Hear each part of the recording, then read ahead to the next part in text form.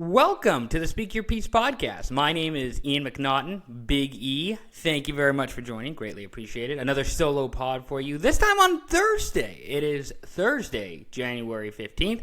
I'm recording live from Victoria, BC. I got my cup of coffee, cup of joe with me to carry me through this afternoon's recording, this afternoon's show.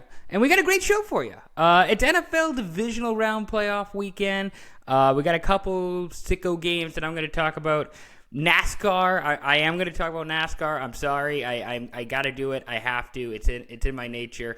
I wore my Ferrari hoodie, not intentionally, but I just realized I'm going to talk about NASCAR and I'm wearing a Ferrari hoodie, so maybe it's a little disrespectful. I don't know. I just a coincidence. I just noticed now. Some good hockey and some good stuff coming up this weekend. Big show. Again, if you don't already, follow SYP Pod on Instagram. That's literally the username, all one word, all lowercase, at SYP Pod. You can follow us on Instagram. You can watch this video, watch this podcast, subscribe to the YouTube channel at SYP Pod. It's all the same. Like and subscribe, that'd be greatly appreciated. You can check us out on Spotify. You can check us out on Apple Podcasts. You can check out my Substack. I actually have a piece coming out tomorrow, so stay tuned for that. I might do a piece tomorrow, maybe a piece Monday. I'll figure out. I'll try and decide here. Big weekend. A lot of great stuff coming up. Let's start with the football. Bills taking on the Broncos. 49ers taking on the Seahawks. Texans taking on the Patriots, Rams taking on the Bears. Obviously, everybody's, wanting to know my thoughts on the Seahawks. They're hosting the 49ers. They just played 2 weeks ago. They're back again in Seattle. Seattle's the number one seed. San Francisco obviously had to win over Philadelphia last week. Rivals, intensity, adrenaline, emotion. Those are all the words you can use to describe this game. This game is going to be physical. It's going to be intense. I'm full of adrenaline. I have been all week in anticipation of this game.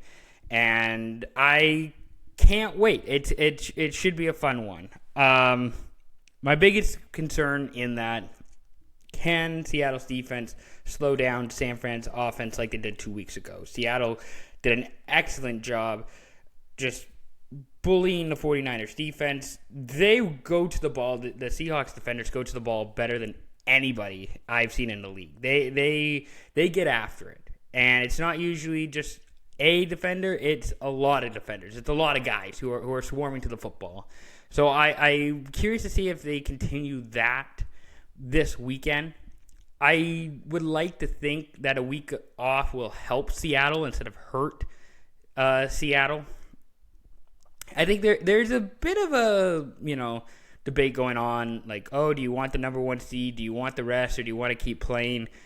I know Seattle would like the rest. I would think they could use it, to get some of their guys healthy, like Charles Cross. Some of their, guys on the back end are not necessarily out with injury, but just, dealing with stuff that just an extra week will help get them back to 100%. And you compare that to San Francisco, where, George Kittle tore his Achilles last week. And I'm not saying that would have happened, if they didn't have a bye, or if they had a bye and they didn't play until this week. I'm not saying any of that. But it is curious to see how a bye helps / hurts a team. The other game on Saturday, Bills-Broncos. The Broncos have the number one seed. The Bills have a short week. Broncos obviously coming off the bye. It's going to be interesting. In that scenario, I would rather have the extra week, the extra bye week to prepare, instead of going not quite across country, but going across 2 time zones on a short week. I would probably, if you gave me either one of those options, I'd take the bye.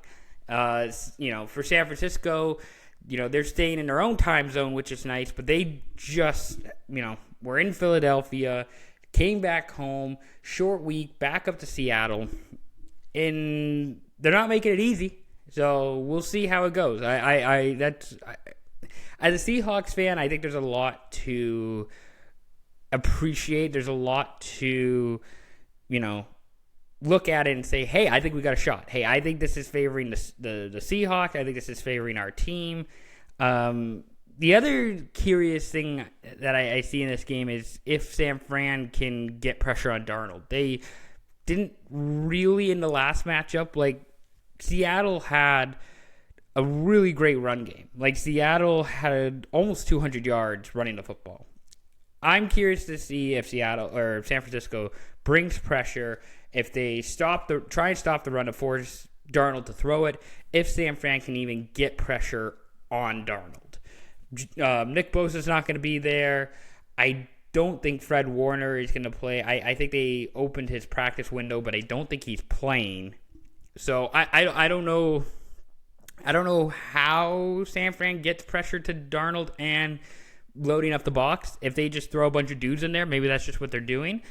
But they kind of have to because they didn't really do it 2 weeks ago. Seattle's arguably best drives, in my opinion, was its first drive and its last drive, excluding the kneel down, where they went for 30 plus plays. They took 15 plus minutes off the clock.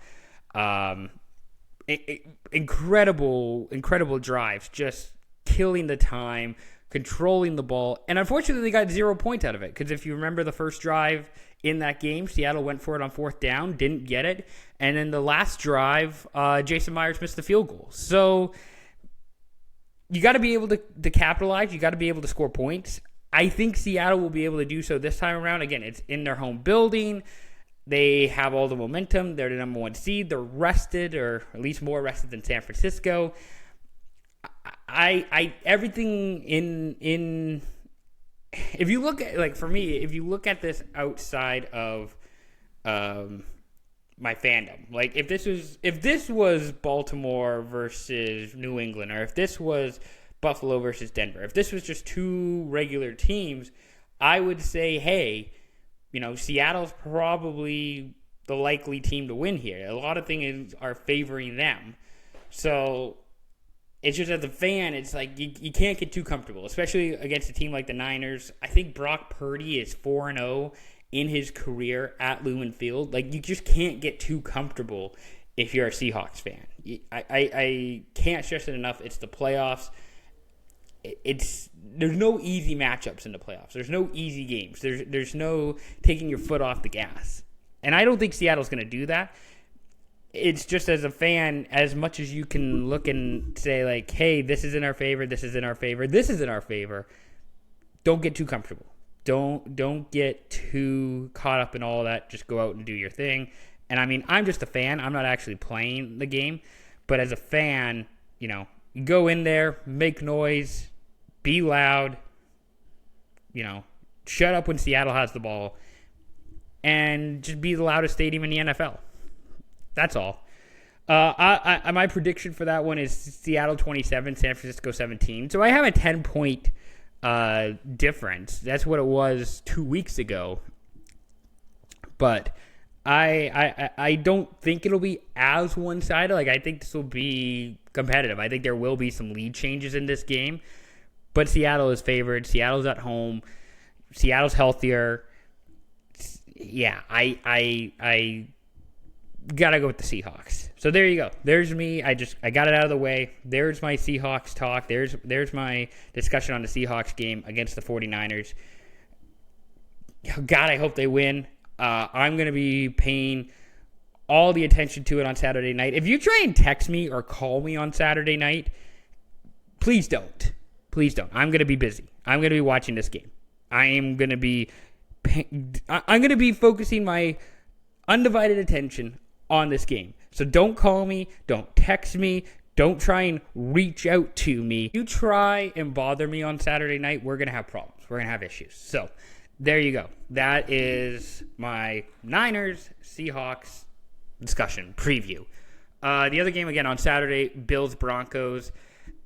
The big matchup, obviously, is Josh Allen versus the Denver defense. Can Josh Allen go sicko mode against the Broncos defense that has been one of, if not the best defense all year? I mean, I think Seattle's has been, but that's neither here nor there. The Bills are also injured. I don't think Gabe Davis is playing because I think he either tore his Achilles or tore his ACL or something. Josh Allen is at like 60%. Dude is running on fumes, essentially. He is not healthy. So we'll see how healthy he can be, how well he can perform against the Broncos. And I guess the other question I have in that game is, can Bo Nix make enough plays to succeed? I think the Bills' defense is beatable. They did a really good job of slowing down Trevor Lawrence. Bo Nix has even less experience in the playoffs than Trevor Lawrence. Bo Nix, him and the Broncos lost last year against Buffalo. So maybe, we're going to head for a repeat of that. I don't know. But Bo Nix has to either, scramble and run to make plays, or he's got to be able to stand in the pocket and sling it. He can't just be along for the ride. He has to contribute. He has to make meaningful plays. And if he doesn't, Buffalo's going on. Buffalo's going to move on. Because Josh Allen, he's too good. Josh Allen, you can't slow him down forever. He will beat you. He is heating up. He's getting hot at the right time. You saw it last week against Jacksonville. I have to think that, if Bo Nix isn't contributing, if Bo Nix is providing nothing for you, it's lights out for Denver. It's night Broncos. My prediction, I have Denver winning 27-24. I'm picking the Broncos, but I'm rooting for Allen. I want the Bills to make the Super Bowl. They're the team I'm rooting for the most in the AFC. It would be such a cool story. It's obviously the last year of Highmark Stadium. Josh Allen deserves to make a Super Bowl. I don't even think this is the best version of the Bills in his career, yet he has, no Lamar Jackson. He has no Patrick Holmes. There's no Joe Burrow. There's nothing really in his way. Yes, he has to go on the road all these games, but there are ways to get around that. They can beat Denver. They can beat New England. They can beat Houston. Don't sleep on Josh Allen and the Bills. I know I'm taking Denver to win. It's going to be a close game. It's going to be a back-and-forth game. It's going to be a competitive game. Don't sleep on Josh Allen. Don't. Let's talk about Sunday's games. Texans playing the Patriots in Foxborough. I watched some of the Monday night game. I didn't watch a ton of the Monday night game because I wasn't really all that interested in it, to be honest. I don't really care about Aaron Rodgers or the Steelers. They're going through their own problems.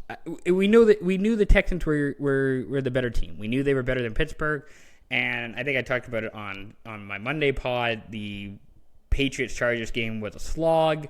Kind of how New England, I think, wanted it to a certain extent. They got to Justin Herbert. Drake May did enough, and they won. They got a win, and they're playing in the divisional round. The Texans O-line needs to keep Stroud on his feet. Stroud, I think you could see it a little bit last week where he faced quite a bit of pressure, a lot of dudes in his face, and he made some bad plays as a result.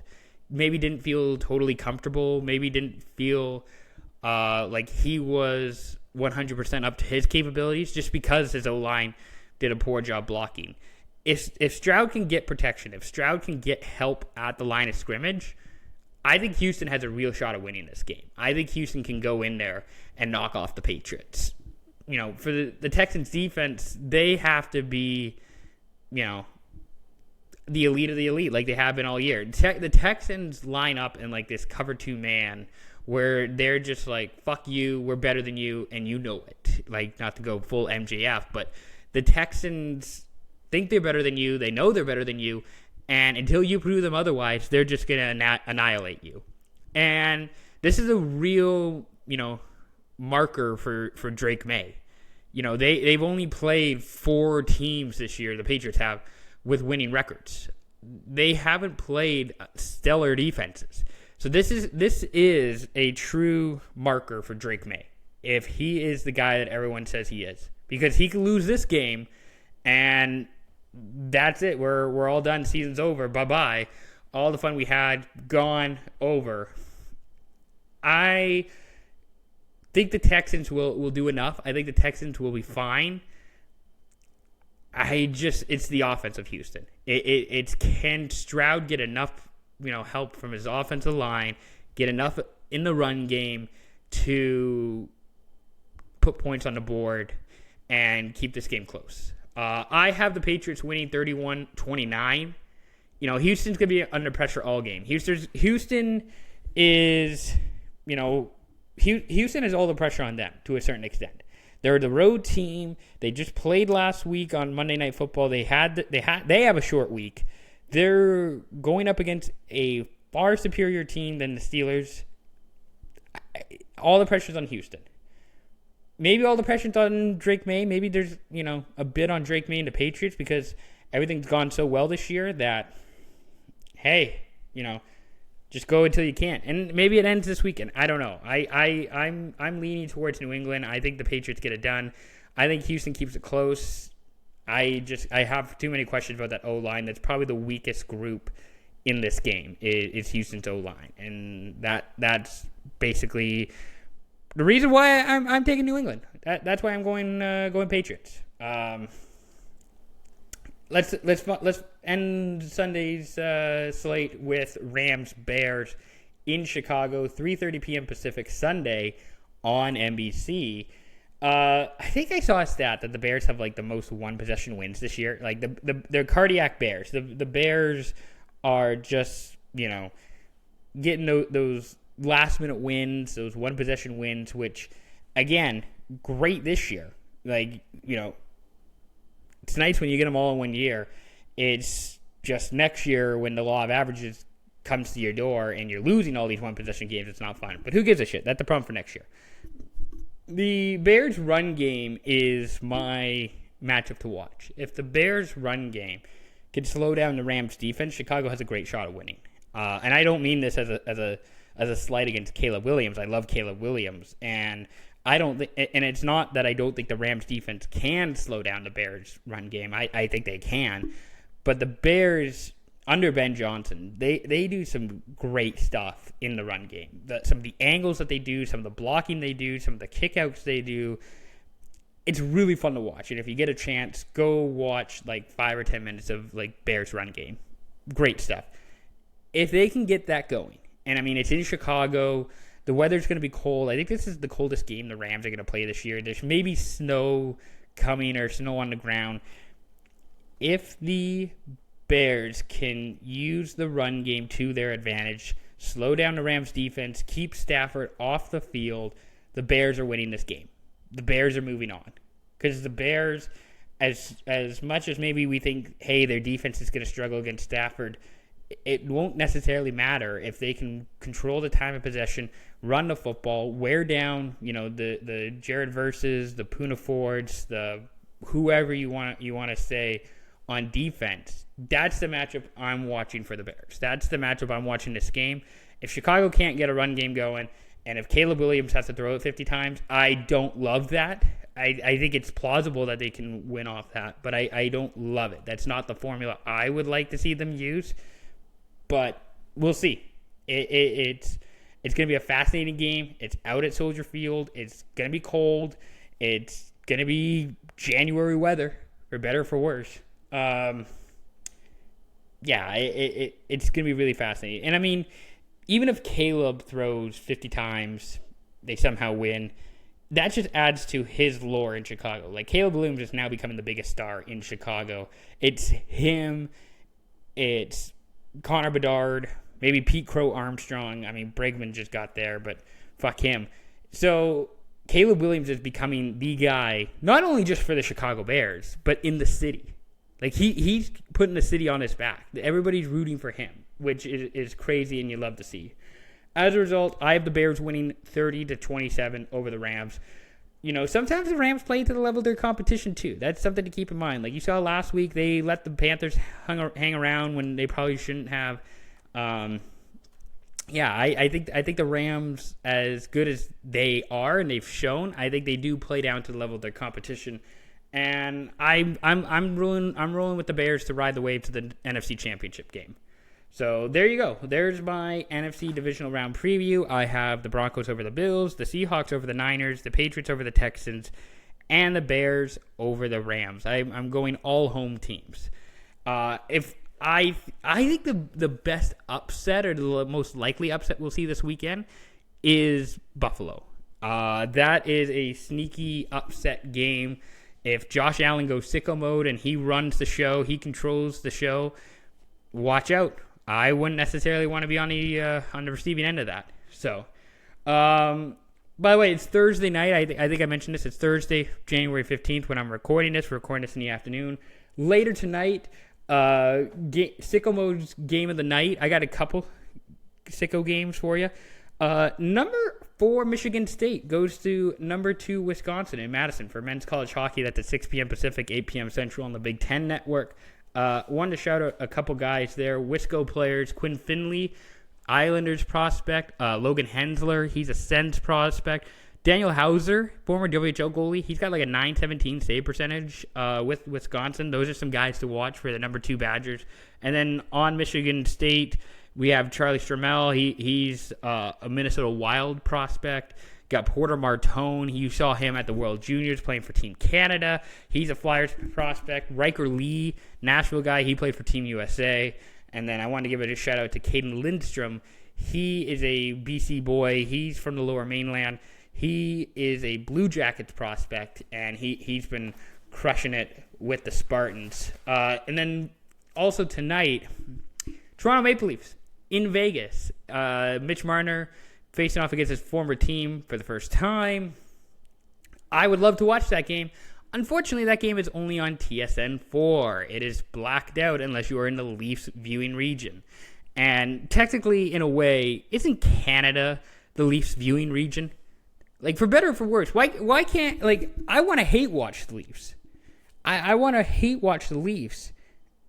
And I feel like I'm missing out on an opportunity to do so. It's very NHL where they black out more games than they actually show you. That's I think hilarious. And great league. Well done, Gary Bettman. Well done, NHL.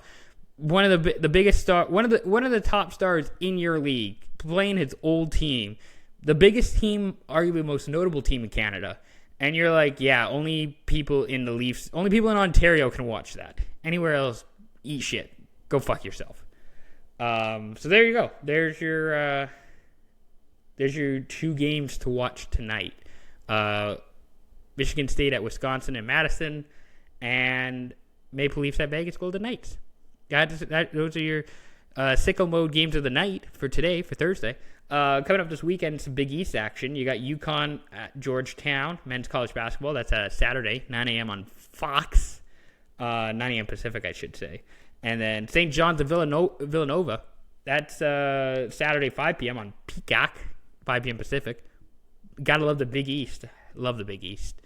Actually, the Big Ten has actually been kind of a fun watch if you're getting into college basketball. Like, Wisconsin had a big win against Michigan, not to make this a pro-Wisconsin podcast, but Wisconsin had the big win over Michigan in college basketball on Saturday. They had the last second winner, I should say, against Minnesota last night. Michigan-Washington was a fun game last night. Purdue-Iowa was a sneaky fun game the other night. Some good stuff coming out of the Big Ten. If you're into college basketball, the Big Ten's got some really good games. Also, Sicko Mode games of the weekend. Anaheim playing LA hockey. Ducks at Kings. Friday, Saturday, home and home. Friday at Anaheim. Saturday at LA. I think one of the games are doing like a color rush. And by color rush, I mean like Anaheim orange versus LA black. Like, I call it color rush because the NFL used to do it. I don't know what the NHL official term for it, so I'm just going to keep calling it color rush until I'm told otherwise. But Ducks Kings, home and home, Friday, Saturday. That should be fun. And then Hockey Day in Canada as well on Saturday in Moncton, New Brunswick. Islanders at Flames at 12 p.m. Pacific. Montreal at Ottawa, 4 p.m. Pacific. Toronto, Winnipeg, 4 p.m. Pacific. Edmonton, Vancouver, 7 p.m. Pacific. They got Ottawa and Toronto playing at the same... Well, Montreal, Ottawa, and Toronto, Winnipeg playing at the same time. And then Islanders are playing the Flames earlier in the day. the Hockey Day in Canada ceremonies will go on earlier in the day. So like I think they start at like 10 Pacific. They're almost doing like a college game day kind of thing, which is kind of cool. I think they're going to the location and hyping up the game and whatever, and talking about outdoor hockey and local stuff in the community and all that jazz. So that should be a fun day. Hockey Day in Canada, Moncton, New Brunswick, this Saturday. Go watch it. Go check it out. I will maybe indulge myself in Islanders Flames, because otherwise I'm going to be watching football for the rest of the afternoon. Couple other things. HSBC 7-3. So that's going to be on my Substack tomorrow. I'm going to talk about that. Look out for that. That's going to be an article. Canada men's rugby sevens team. They're going to be playing in Dubai in the HSBC Sevens Division 3. So essentially, they're in Division 3 right now. If they finish in the top 2 among the men's teams, then they go in advance to the Sevens 2 division, the Div 2, which their next event is going to be in Nairobi, I believe, February 14th to 16th. So Canada should move on. They should be finishing in the top 2. I'd be shocked if they didn't. I'd be really disappointed if they didn't. But you can watch that on Rugby Pass TV. I think they have 3 games this weekend for sure in the group stage. Late night Friday and then early Saturdays. Go check that out. PLL 2026 schedule release. That came out earlier this week as well. PLL, for the most part, going to similar places that they have before. They have 8 teams and they do homecoming weekends at all their 8 teams. Like they do one in San Diego, they do one for New York, they do one for Boston. All those teams, they Carolina, Maryland, all that sort of jazz. They'll do homecoming weekends. They added a couple venues as well. Providence, Rhode Island is getting a weekend, which is cool. They're going back to Chicago, which is really fun. We did that last year at the Northwestern Stadium. Really cool venue, really cool setting. A lot of people turned out for that. That was really fun, really cool. The championship games are going to be in New Jersey at the I think it's the New York Red Bull Stadium in Harrison, New Jersey. So that's really exciting. I really wish with the PLL, and I know it's a more of an Eastern sport, the field lacrosse. It's not as big on the West Coast here. I really wish they would come back to Seattle or they come to Victoria. With Seattle, they've done the Tokyo Dome and they've done Tacoma Dome. Excuse me, got wrestling on a brain. They've done a Tacoma Dome and they did Cheney Stadium in Tacoma. I don't know that they've actually done a proper Seattle venue, because typically when they do these summer weekends, it's trying to find a decent sized venue. Seattle doesn't really have a medium sized outdoor venue. Like the Lumen Field's a bit too big, and they usually have concerts going on, or they usually have Sounders stuff happening. The Manners Stadium, T-Mobile Park, is still kind of big. It's a bit spacious, and at the same time, the Manners are usually playing, so it's tough to find a weekend to fit that in. That's why they've gone down to the Tacoma Dome.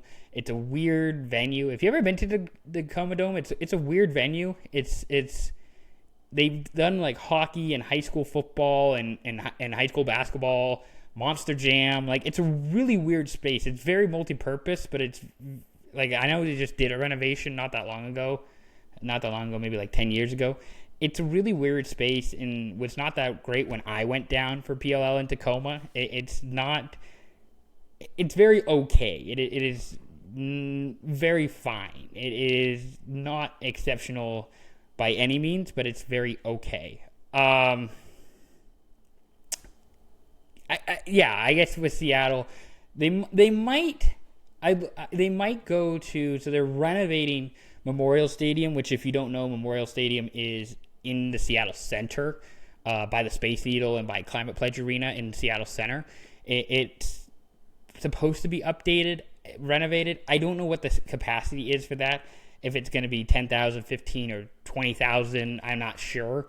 either way, that is the ideal venue, I would think, for the PLL to go back to Seattle. I would keep in mind, keep on the lookout for that being a place for the PLL to have a weekend at, is Memorial Stadium at Seattle.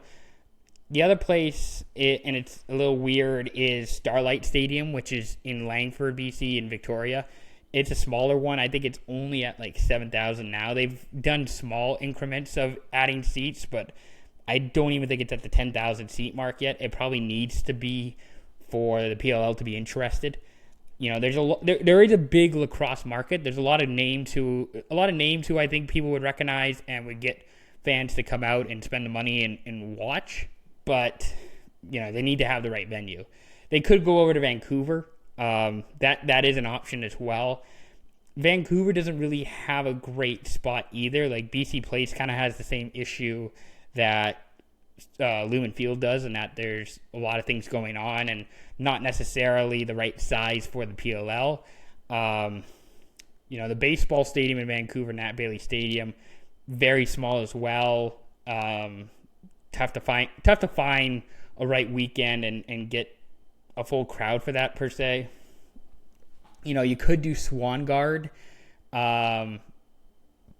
If you add seats there, maybe. You could maybe do the new SFU stadium if you add seats to that. Like, there's not the problem is that there's not really a great space. You could do the I think they call it like Willoughby Community Park or Community Stadium or whatever, Community Field, whatever they call it in Langley, which is near the Langley Event Center. I think that's supposed to be maybe 7,000 people, possibly. I don't know if they would look into parlaying or working with the Western Lacrosse Association to help promote that and get the PLL brand out there. I don't know. I'm just workshopping ideas here, but that's partially why you haven't seen the PLL come to Seattle or the Pacific Northwest recently. It's just because there hasn't really been the right venue, and it's just better venues. The PLL knows they could sell at a 5,000 seat venue on the East Coast because there's just that market and an appeal and draw for field lacrosse compared to here on the West Coast and in Canada, where it's a lot of box lacrosse, it's indoor lacrosse. So just thought I'd throw that out there. Wanted to talk a little bit about the PLL. Wanted to talk a little bit about the schedule release. The championship series for that, I believe, starts in February as well. That takes place at the St. James, which is like an indoor field facility in Virginia. So that actually is going to be an interesting series because that is specifically Olympic lacrosse. Lacrosse is going to be at the Olympics in 2028. And the version that they're going to play in the championship series is the version that you'll see at the Olympics 2 years from now. The regular version of PLL that you see on a regular weekend is the PLL's own format. It's its own league, its own set of rules, et cetera, et cetera. So if you're interested in lacrosse and you're interested in the lacrosse at the LA 2028 Summer Olympics, watch the PLL Championship Series in February. Watch it in February because that is going to be your jam, and you can get yourself ready for when the Olympics come in 2 years. So there you go. There's your PLL talk, your lax talk. Really, really good stuff coming up with the PLL. Highly recommend if you don't already. They're one of the best follows on Instagram, or at least one of the best social follows. They are really, really strong with their content. They post a lot of engaging stuff. They do a lot of great video content. They do a lot of great player content. I will warn you, they do a fair bit with like Barstool and Pat McAfee, which not my jam, not my cup of tea. But some of their original stuff is really good, and I highly recommend checking them out. NASCAR. Yeah, I said it, NASCAR. They announced their new playoff format starting in 2026, and that the chase is back. So if you don't know, the top 16 drivers now will make the playoffs, which is kind of the same how it was before. However, before, they used to have elimination style in the playoffs, where you got eliminated after 3 races if you didn't have enough points. And it's a long story. I don't have time to get into it. It was kind of ridiculous and kind of ludicrous that was the system, but now we got a new system. Now we're back to the new system. Now we're back to a better system, hopefully, knock on wood. the driver with the most points after the final race will be the champion, which kind of how it was before, but not really. So basically, all of the points during the regular season will kind of get reset. So basically, the top 16 drivers with the most points, they go to the playoffs. It wasn't like that before. It was basically a win and you're in. But now, if you get a win, you get 55 points instead of 40. Top 16 drivers in the standings, they go to the playoffs. The playoffs reset points-wise. Top driver gets like 2,100 points. Second driver gets 2,075. Third driver gets 2,060, et cetera, going back down in increments of like 5. And it's going to be a better format. It's going to make a little bit more sense. I think it's what the NASCAR fans want, the hardcore NASCAR fans want. They want the chase back. They want their old system. They want a system that they can understand and that makes sense compared to if I had to sit here and explain how the old NASCAR playoff system worked, we'd be here forever. And I know some of you don't care about NASCAR and don't want to listen to NASCAR. I'm not going to bore you with all of it. Like, I'm not going to bore you with the whole... you would tune out immediately if I talked about the old system compared to how this new system works, and this one makes a lot more sense. The playoff schedule I also thought was intriguing. So the playoff schedule is Darlington, Worldwide Technology Raceway, Bristol Motor Speedway, Kansas, Las Vegas, the Charlotte Roval, Phoenix, Talladega, Martinsville, and Homestead, Miami. A lot of mix in there. You got some short track. You got your super speedways. You got a road course. You got a lot of great racetracks in there. I'm really excited for this playoff. I think the format makes sense. I think the schedule makes sense. I think the drivers are enthusiastic about it. I think this is a win for everybody. And I'm curious to see how NASCAR attracts new fans or just, maybe people who are F1 fans who maybe, hey, I'm not buying Apple TV. I'm getting shut out from Formula One because it's on Apple TV. Or, hey, the F1 product maybe kind of stinks this year with the new regulations. I want something a little bit more exciting. And maybe the NASCAR does that. Maybe the storylines of NASCAR are better. Maybe the racing's better.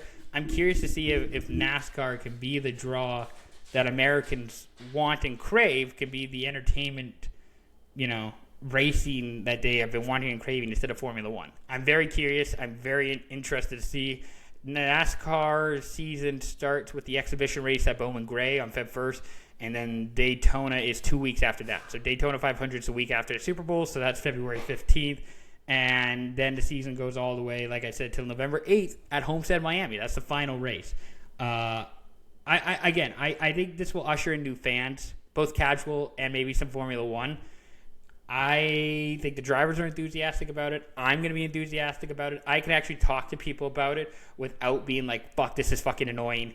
This is so long. It doesn't make sense. It's pointless. Now it kind of makes sense. Now it has meaning. And I think the big thing that they were talking about this week was being able to explain the playoff format in an elevator pitch. Like just like from going from floor 20 to floor 1 to floor 20 in like 2 minutes, not even like, hey, this is how NASCAR's playoffs work. And that's important. That's really important. It makes life so much easier as a NASCAR fan trying to explain your product, but also just a NASCAR employee, a NASCAR official. When you're going into sponsorship and ad meetings, all that sort of stuff. Can't wait. I'm excited. Hopefully, it goes well and it just makes for better racing. That's kind of the point, is that it makes for better racing. It makes for a true champion instead of, this convoluted kind of made up, like a guy who maybe had one win during the regular season somehow gets on a heater and doesn't necessarily win, but it gets on point. It doesn't matter. But I just thought I'd mention it and throw it out there that NASCAR might be back. NASCAR might be back. Watch out. And I will say the other thing I wanted to mention about that, I like 16 drivers. There's some people who are saying that 16 is too many, that you shouldn't have 16 drivers. That's like half your field almost. That's fine. Honestly, every other sports league is, 16 teams or just like has that parity. I think NASCAR is fine with that. I don't care. I think, it gives guys, I'm trying to think of it gives guys like SVG a chance, like Shane Van Gisbergen. Connor Zilic will be in. Presumably, you got your classics like your Chase Elliott's, your Chase Briscoes, your Larsons, your Logano's, William Byron's. All these guys should be in.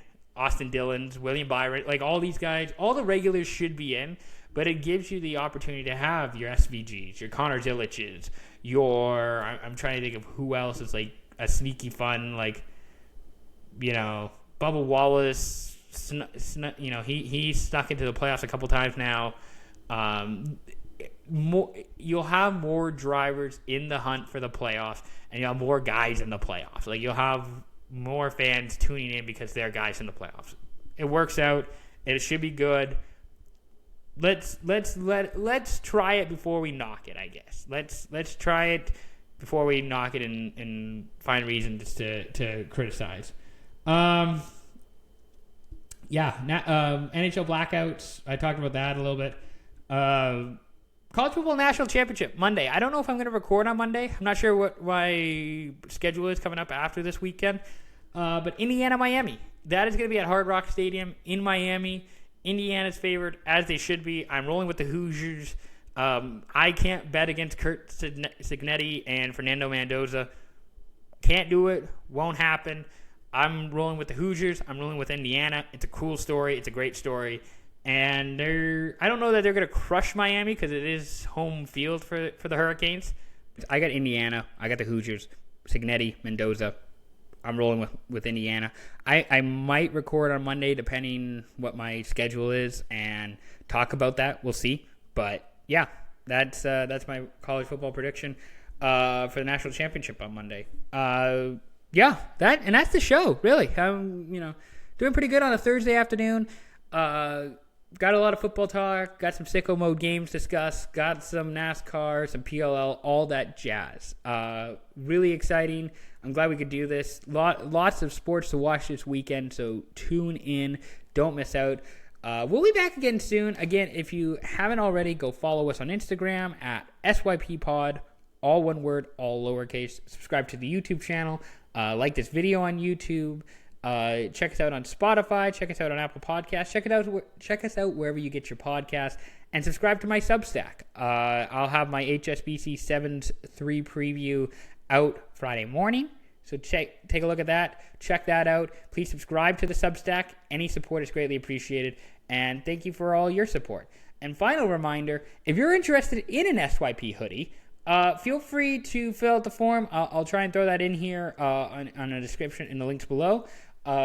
Just get an SYP hoodie. You might have to pay for shipping and handling, depending on where your location is. But yeah, we're just trying to get rid of hoodies. So get your hoodie while you still can, while supplies last, I guess. Thank you very much again for everybody's support. It's been great doing this. We'll be back again soon. We'll chat after the weekend. Have a great weekend, everybody. Don't have too much fun, though. Know your limit. Play within it. All right. We'll talk to you later. Peace out.